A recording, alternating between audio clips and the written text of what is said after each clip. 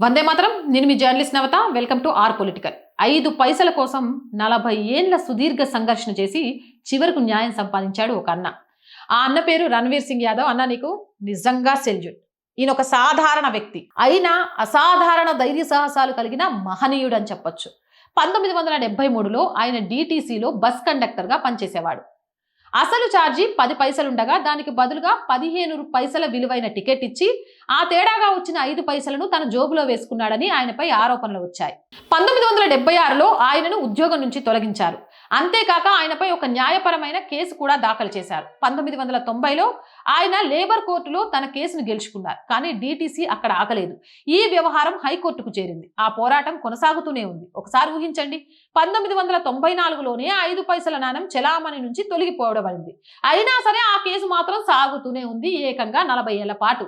ఈ కాలంలో DTC సుమారు 47,000 ఖర్చు చేసింది. అదంతా కేవలం ఆ 5 పైసల కోసం మాత్రమే.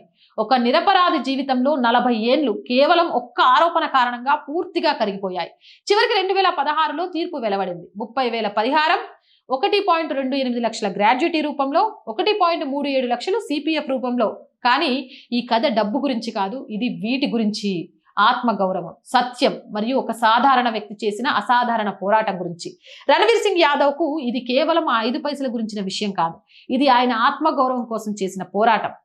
ఆయన ధైర్య సాహసానికి నిజంగా మనమందరం కూడా సెల్యూట్ చేయాలి.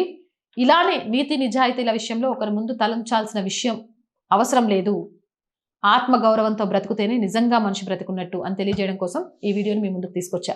మళ్ళీ ఫస్ట్ వచ్చేసిందండి శాలరీస్ మిగిలిన వాటితోటి నిజంగా ఆర్ వాయిస్ ఆర్థికంగా చాలా అతలాకుతలం అవుతుంది. ప్లీజ్ ఈరోజు మీ ఆర్థిక చేయూత మాకు చాలా చాలా అవసరం. సో ఆర్థికంగా సపోర్ట్ చేయాలి అనుకుంటే సబ్స్క్రిప్షన్ పక్కనే జాయిన్ అనే బటన్ ఉంది. 1 to 5 లెవెల్స్ ఉన్నాయి. ఏదో ఒక లెవెల్లో సపోర్ట్ చేయండి. లేదా స్క్రీన్ మీద గూగుల్ పే, ఫోన్ పేతో పాటు అకౌంట్ డీటెయిల్స్ ఉన్నాయి. మీకు తోచిన సహాయాన్ని అందించండి. వ్యాపార ప్రకటనల కోసం 8328 500 576 నెంబర్ని సంప్రదించండి. జై హింద్, జై భారత్.